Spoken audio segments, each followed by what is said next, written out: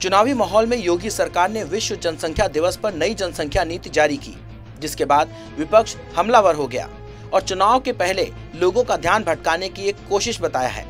कांग्रेस के वरिष्ठ नेता और पूर्व विदेश मंत्री सलमान खुर्शीद ने बिल को लेकर विवादास्पद बयान दिया। खुर्शीद ने कहा कि प्रदेश में जनसंख्या नियंत्रण बिल लागू करने से पहले सरकार के नेता और मंत्री बताएं कि उनके कितने बच्चे हैं। पहले एक सूचना देनी चाहिए कि हमारे मंत्रियों के कितने बच्चे हैं, ठीक है ना, हमारे मंत्रियों के कितने बच्चे हैं, उसके बाद करना चाहिए, उससे पहले नहीं करना चाहिए। और ये कहें कि ओपोजिशन जो है वो आप घोषणा करें कि हमारे कितने बच्चे हैं और हम अपनी घोषणा करेंगे कि हमारे कितने बच्चे हैं, उसके बाद क्या होगा। और ये भी बता दें वैध और अवैध बच्चे हैं, ये भी बता दें। वहीं समाजवादी पार्टी के सांसद शफीकुर रहमान बर्क ने इस कानून को कुदरत से टकराने वाला कानून बताया। अब जहाँ तक योगी जी का ताल्लुक है, मोदी जी का ताल्लुक है या मोहन भागवत जी का, इनके तो बच्चे हैं नहीं, शादियाँ हैं कि नहीं। अब बताओ, जब सारा हिंदुस्तान में जब बच्चे ही पैदा ना करने दोगे तो कल को ज़रूरत पड़ी कहीं हमारे मुकाबला करने किसी मुल्क से, तो हमारे मुल्क में फिर आदमी कहाँ से आवेगा। अल्लाह ने पहले ही बना दी हैं, और तो आज आप कितनी कानून दुनिया में बनाए कि इससे ज़्यादा पैदा न किए जाए, आप रोक नहीं सकते। विपक्ष के वार पर सरकार ने भी मोर्चा खोला। यूपी के डिप्टी सीएम केशव प्रसाद मौर्य विरोधियों पर जमकर बरसे। डिप्टी सीएम ने कहा कि मुस्लिम तुष्टीकरण की राजनीति के कारण इसका विरोध हो रहा है।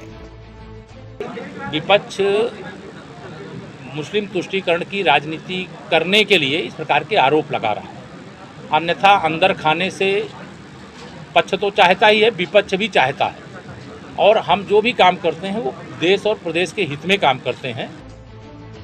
विरोध विपक्ष करे तो समझ में आता है, विपक्ष का काम ही सरकार के फैसलों का विरोध करना है। बिहार के मुख्यमंत्री भी नई नीति पर सवाल खड़े कर रहे हैं। नीतीश कुमार ने इस मसले पर कानून बनाने की बजाय महिलाओं को शिक्षित करने पर जोर देने की बात कही।